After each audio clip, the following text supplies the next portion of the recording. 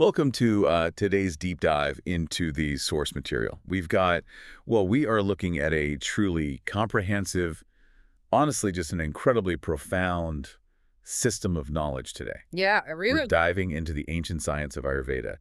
And I think we need to set the record straight right from the jump here. Yeah, absolutely. Because we are going way beyond that sort of surface level idea of spa treatments or golden milk lattes. All right, right. The trendy stuff. Exactly, those Uh, wellness fads you constantly see marketed in the West.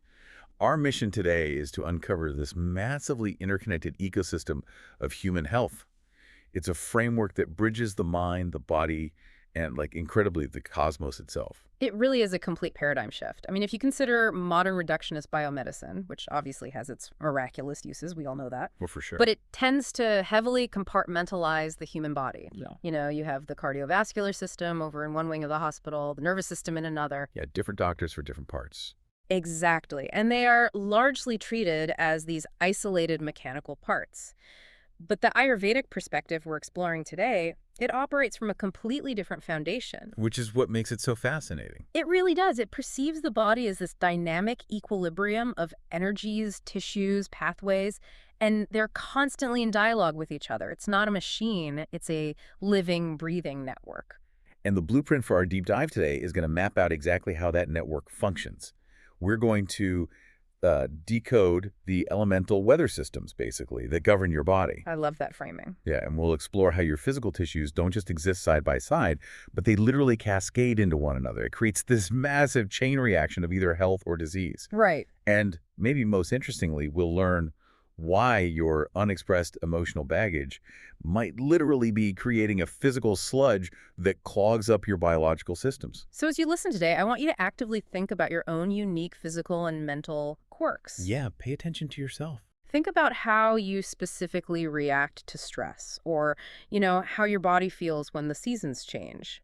Even how you respond to a really spicy meal. That's a big one for me. Right. Because by the end of this deep dive, you might just start to recognize the actual blueprint of your own internal ecosystem. And maybe you'll finally understand why your body does the things it does. Okay, let's unpack this, starting with the absolute foundation, which is the doshas. In Ayurveda, there are three primary doshas: Vata, Pitta, and Kapha. Mm-hmm. But it's really crucial to understand they are not just static body types. It's not a personality quiz you take online. No, not all. They are sentient, autonomous forces made up of specific elemental combinations. They are essentially, like we said, your internal weather system. That weather system analogy is just perfect. Let's start with Vata. Vata is the physical embodiment of air and ether or space. Okay. It basically governs all movement in the body. If something is moving, Vata is behind it. So, breathing. Exactly. Respiration, your blood circulation, the firing of your nerve impulses, and even the subtle, really rapid fluctuations of your daily thoughts. It's fascinating because people with a primarily Vata constitution, they're often physically lean, very quick moving, and highly creative. Yes. But because they are ruled by wind and space, they're also highly prone to anxiety, dry skin, and irregular biological rhythms. And when they experience an imbalance, their innate vitality basically turns into chaos. The internal air becomes totally erratic. Like a storm. Exactly like a storm. The expansiveness of that ether element fractures into unmoored thoughts or just serious sensory overstimulation. How do you fix that?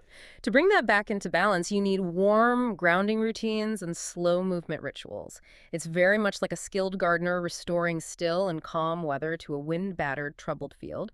You literally have to anchor the wind. That makes a lot of sense.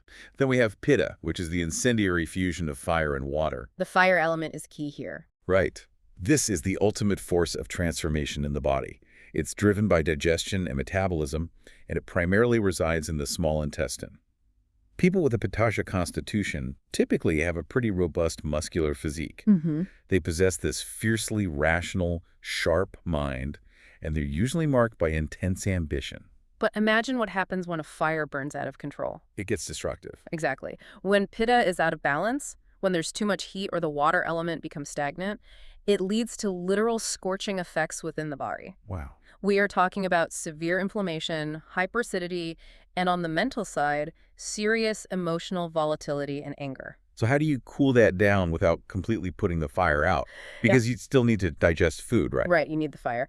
There is a brilliant analogy the sources use to explain this. Think of pitta like a forge's bellows. Okay. If you pump too much heat, you melt the iron, but you also burn the vessel holding it entirely. Ooh. But with careful moderation, you forge incredible strength without consuming the vessel itself. So the solution for a pitta imbalance is tempering that internal fire with cooling foods. You nurture the coherence of the water element to soften those really aggressive burning edges. I love that forge analogy. Yeah. And finally, we have Kapha, which brings us down to earth, literally. Literally earth. Yeah. Kapha is the union of earth and water. It provides dense stability. It's responsible for our structural integrity, our joint lubrication, and our deep emotional resilience. A Kaphika constitution is marked by physical strength, serious endurance, and this naturally nurturing, calm demeanor. But the downside of all that profound stability is that when kapha becomes imbalanced, There's always a downside. always, particularly when it's aggravated by external cold or dampness, it leads to severe physical stagnation and a really stubborn mental resistance to change. Like feeling stuck. Yes. The body and mind basically become bogged down in mud, lethargy sets in, digestion slows down to a crawl, and weight accumulates. So it's all about keeping these elements in check. Exactly. And what's fascinating here is that the ultimate goal of Ayurvedic health is never about completely eradicating these forces. Right, you can't just get rid of Kapha. No, you need it. Hmm. It is entirely about balancing them in a way that serves you. For instance, a little bit of Vata's airy movement actually gives a pitta-dominant mind incredibly sharp, discriminative power. It's like it fans the flames just enough. Beautifully put, yes. It gives you intellectual precision. But if that Vata wind is overfavored, that same brilliant mind fragments into pure obsession and overthinking. It is a delicate, continuous dance. Mm-hmm. And that dance directly impacts the physical structures of the body, which actually brings us to the doshas. The tissue layers. Right. In Ayurveda, there are 7 foundational tissues called doshas. This was a huge aha moment for me, actually. How so? Because digestion isn't just viewed as breaking down food to extract calories for energy like we usually think of it. It is a sequential scaffolding. It's a literal chain reaction of nourishment where one tissue feeds the next. It is a beautiful biological cascade. The very first dhatu in this chain is rasa, which translates roughly to plasma. Plasma, okay. And this emerges from the pure essence of your fully digested food. It is the primordial fluid that serves as the absolute seed for all subsequent tissues. You can think of it as a river's first tributary. So it has to be pristine. It has to be clear, clean, and abundant. Because if your rasa is deficient from a poor diet, the foundation of all your health is immediately weakened. It leads directly to chronic systemic exhaustion. So from that first clear tributary of rasa, we get the second tissue, which is rakta, or blood. But Ayurveda doesn't just view blood as red blood cells carrying oxygen, right? Not at all. In Ayurveda, Rakta actually houses the fiery pitta dosha that fuels our metabolic processes. Oh, interesting. It's intimately connected to heat and life force. Its quality and purity determine your immune response, the luster of your skin, and even your emotional coloration. Emotional coloration. Yeah, like how passionately you feel things. Oh, wow. And the cascade just keeps going. From the heat of the rakta blood, we get mamsa, which is muscle tissue. Yeah. And from mamsa, we get meta, which is fat tissue. Yes. Wait, hold on. Modern diet culture has conditioned us for decades to view fat as the ultimate enemy, but Ayurveda actually reveres it. It absolutely reveres it. Meta is not vilified in the slightest. That's so refreshing. It really is. It is viewed as a crucial, necessary lubrication reserve. It protects your organs, your joints, and your delicate tissues from friction and wear. It provides warmth and emotional grounding. Grounding makes sense. In fact, if your body's digestive fire, your pitta runs too hot for too long, this vital protective cushion dissolves prematurely, and that leaves your nervous system exposed and your joints brittle. That reframes so much about how we view our bodies. And the sequence continues to deepen, right? That meta fat actually solidifies into asti, which is bone. Correct. Asti provides the rigid foundation for our physical form, and importantly, it houses majja, which encompasses bone marrow and the entire nervous system. Yes, the deeper layers. Which eventually leads us to shukra, the vital reproductive essence. Every single dhatu is a dependent link in a chain. But what is the final product of all this? If we connect this to the bigger picture, the ultimate goal, the grand finale of this entire tissue cascade, is something called ojas. Doshas. Ojas isn't exactly a physical substance you can put under a microscope. It is the subtlest, most vital essence of your entire being. Like your life force. Basically, it is the underlying intelligence behind your immune system, the glow in your skin, your psychological resilience, and it's the true currency of your longevity. But because it's a sequential chain reaction, if any single link breaks along the way, ojas inevitably wanes. Exactly. Let's say you have an excess of heavy kapha. Your nervous system might stagnate, and your ojas crystallizes into a heavy, dull, poor quality vitality. Right. Or if an inflamed, angry pitta overburns your asti bone tissue, the maja dissolves too quickly. And you simply never accumulate enough shukra to sustain robust, vibrant ojas. Everything has to flow perfectly from one stage to the next. Which brings us perfectly to the actual mechanics of how things flow, the srotas, the Agni, and the Ama. To put it in relatable terms, we are talking about the rivers, the fire, and the sludge. That's a great way to put it. Here's where it gets really interesting. Let's start with those rivers. Ayurveda identifies 14 primary srotas throughout the body. And these aren't just physical tubes like veins or intestines. They are dynamic rivers ferrying vital life energy prana along with nutrient plasma and cellular waste. You have the anavaha srotas for the transport of food and digestion, which makes total sense. Right, the physical channels. But incredibly, you also have the manomavaha srotas, which are the channels of the mind and emotions.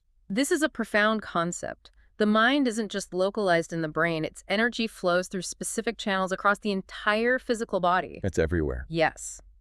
And the unseen conductor orchestrating this entire flow of physical and mental rivers is Agni, the sacred digestive fire. The fire. Agni is what actually transforms your external nourishment into internal energy. It guides that entire tissue cascade we just talked about, but Agni is highly sensitive and it can easily go off track. What does it look like when it goes off track? Well, you can develop mandagni, which is a weak, flickering, sluggish fire. Okay. This frequently happens when cold ether or damp earth dominates the system, usually in Vata or Kapha imbalances. It results in sticky, poorly assimilated nutrients. Food just sits there. Ah, that heavy feeling. Exactly. You fix this by stoking the fire with warming, pungent spices like ginger or black pepper. On the flip side, you can experience tiksnagni, which is an intensely overactive roaring fire. The burnout fire. Right. If you're listening to this and you constantly reach for antacids after working a 12-hour shift, or you get acid reflux just from being stressed, Ayurveda would say you aren't just having a rough day, your digestive fire is literally burning through your protective tissues. Yes, it's consuming you. This triggers a massive pitta imbalance. For that, you need to calm the flames with cooling herbs like fennel or coriander. But if your Agni is compromised in either direction, you don't just get an upset stomach, you produce ama.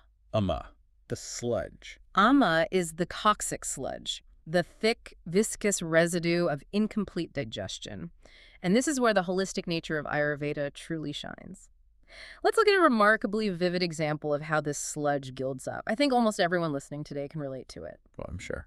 Imagine a naturally brilliant, highly driven person with a Pitta constitution. Okay. They are working in a deeply toxic, high-pressure corporate job with a punishing, relentless schedule. Sounds familiar. Right. They are chronically sleep-deprived, drinking way too much coffee, and eating irregular, overly spicy takeout meals at their desk. Okay, my anxiety is spiking just picturing that. What is actually happening inside their body? Because of the irregular eating, the constant stress, and the excess heat, their natural digestive fire severely weakens and destabilizes. So the fire goes out, basically, and this immediately generates physical amoma, a sticky, heavy residue from the unprocessed food that begins to adhere to their blood channels. Gross. It is. This physical blockage prevents cellular nutrition, and it often manifests externally as sudden eczema flare-ups, or internally as joint arthritis because the lymphatic and circulatory flow is completely bogged down by this sludge. But the physical symptoms are only half the story, right? Because they are trapped in a toxic workplace where they can't speak their truth, set boundaries, or properly process their feelings of frustration, they simultaneously develop emotional ama. Yes. Are you telling me that a suppressed emotion literally turns into a physical obstruction? That is exactly what this framework suggests. Those unprocessed, stagnant feelings literally clog the channels of the mind, the manomavaha srotas. Mind rivers. When those rivers are blocked, the mind begins to ferment with unease, leading to severe chronic anxiety or even depression. It is a perfect, striking illustration of the core Ayurvedic paradox. Our emotional states don't just stay in our heads, they directly manifest as measurable metabolic failures. It is absolutely wild to think about unprocessed anger or sadness crystallizing into a physical sludge that dams up your biological rivers. It really changes how you view mental health. Completely. So how do we actually spot this happening before we are completely overwhelmed? How do we know what our healthy baseline is versus when we are filled to the brim with sludge? That is the big question. This brings us to diagnostics and the deep rhythms of nature. There is a very clear line drawn here between prakriti and vikruti. Understanding this distinction is vital. Prakriti is your innate living blueprint. It's your unique, perfect-for-you combination of the three doshas established at the exact moment of your conception. So it's your baseline. It is your natural state of harmony. Vikruti, on the other hand, is your current state of imbalance. It's the fracture in your original blueprint caused by your lifestyle choices, your environment, chronic stress, or poor diet. And the way trained practitioners read this imbalance is just fascinating. They Yep. don't just look at blood test results. They use subtle tools like nadi pariksha, which is a highly sophisticated form of pulse palpation. Reading the pulse. If a practitioner feels a pulse that is flat, irregular, or moves somewhat like a slithering snake, it heavily indicates a Vata obstruction. Right. If the pulse feels vehement, bounding, or physically hot to the touch, that signals an excess of fiery Pitta. They also deeply examine the tongue. The tongue tells you so much. A dry, trembling tongue means Vata dominance, while a bright red, cracked surface points straight to an aggressive Pitta heat. What's fascinating here is that treating these imbalances is never a static one-time prescription. Ayurveda relies profoundly on Richacharya, which is essentially a seasonal symphony of adaptation. Adapting to the weather. The treatments, the diets, and the daily routines absolutely must change with the seasons. You cannot treat the body the same way in January as you do in July. Because the external environment directly infiltrates and alters your internal doshas. Think about it. Winter is heavily ruled by Kapha. The environment accumulates cold, density, and dampness. So to fight that marsh-like internal stagnation, you naturally need pungent spices, hot teas, and warm cooked meals. Exactly. But summer's oppressive heat drastically aggravates your internal Pitta. So you need cooling herbs, sweet fruits, and plenty of shade to keep the fire from burning out of control. And you must tailor this seasonal approach to your unique individual blueprint. A Vata person who is already naturally cold and dry faces magnified risks in the dead of winter. It's like a double whammy for them. It is. They must actively counter that environment by aggressively hydrating with warm oils, seeking constant warmth, and building very strict grounding daily routines. And what about someone with a Kapha constitution? Meanwhile, a Kaphika person during the damp, heavy monsoon or spring season needs specific, powerful herbal blends like Triphala or Trikatu to forcefully uplift their sluggish digestive fire.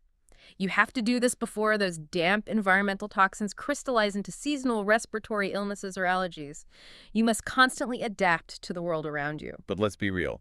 Sometimes things get way too far out of alignment, and tweaking your diet with some ginger tea just isn't going to cut it. Oh, absolutely. This is where you need a deep systemic reset. Yeah. This is where Panchakarma comes in. Now, we hear the word Panchakarma thrown around a lot in modern wellness retreat spaces as a trendy weekend detox. Yeah, the marketing can be a bit misleading. Right. But this is actually a profound, intensive revitalization process. It involves some serious therapies like Vamana, which is therapeutic emesis or vomiting, and Basti, which involves medicated enema therapies. It's intense. Let's pause there, because those are some heavy, intimidating terms. Yeah. How does this actually work? I know those terms can sound really intense, but the mechanics behind them are incredibly sophisticated and gentle when done correctly. Think of it like carefully cleaning out a massive citywide storm drain system. Okay. Before you do the major clearance therapies like Vamana or Basti, you must undergo Sneha, which is deep internal and external oleation or oiling, and Swidana, which is specialized sweating therapies. So you're basically prepping the body before you try to flush it out. Precisely. This prep work acts like a gentle, persistent pre-rainstorm deluge. The oil and the heat penetrate deep into the tissues to soften and loosen all that deeply rooted, sticky ama we talked about earlier. Loosening the sludge. It draws the toxins from the deep tissues back into the central digestive tract so that therapies like Basti can safely and effectively flush out the blocked energy and sludge from the root channel. But it requires immense clinical precision. You can't just order a kit online and do this yourself at home. No, please do not do that. A seasoned practitioner would never subject a highly delicate, anxious Vata person to harsh purgation in the middle of a freezing winter. Yeah. That would completely erode their already fragile energetic boundaries and send their nervous system into absolute shock. It's the furthest thing from a one-size-fits-all juice cleanse. Right. Which brings us to a really beautiful, necessary convergence between this ancient, holistic system and the modern, fast-paced world we currently inhabit. We do not have to choose between the miracles of biomedicine and the wisdom of Ayurveda. They can coexist? They can actually coordinate beautifully across different planes of our existence. Yes. If you look at an issue like a neurological tremor, Western biomedicine sees a misfiring neuron and immediately uses targeted pharmacology to treat the chemical imbalance. Right. Ayurveda looks at the exact same physical issue and sees a severe Vata disturbance, an erratic wind in the energy channels. They're looking at two sides of the exact same coin. Or take a common bacterial infection. Modern medicine looks under a microscope, sees a bacterial overgrowth in the tissue, and prescribes an antibiotic. Which is necessary. Very necessary. But Ayurveda looks at that same infection and perceives it as a structural breach, a microscopic fissure in your biological channels caused by the acidic, corrosive sludge of ama. And that sludge is what allowed the pathogenic invasion to take hold in the first place. It's about the terrain, not just the invader. Exactly. Both of these truths can and do exist simultaneously. One addresses the immediate biochemical crisis, while the other addresses the subtle energies and the systemic, lifestyle-driven root cause. So what does this all mean? Distilling all of this down, the core insight from our exploration today is that true health isn't simply the absence of a diagnosed disease on a medical chart. No, it's so much more. Health is a continuous, vibrant, living dialogue between your internal dynamics, your specific doshas, the strength of your digestive fire, the purity of your tissue cascade, and your external environment. Imbalance, illness, and fatigue aren't just random, unlucky bodily malfunctions. They are a direct misalignment with the universal order. This raises an important question, and it's an entirely new angle I want to leave you to ponder today. I love these.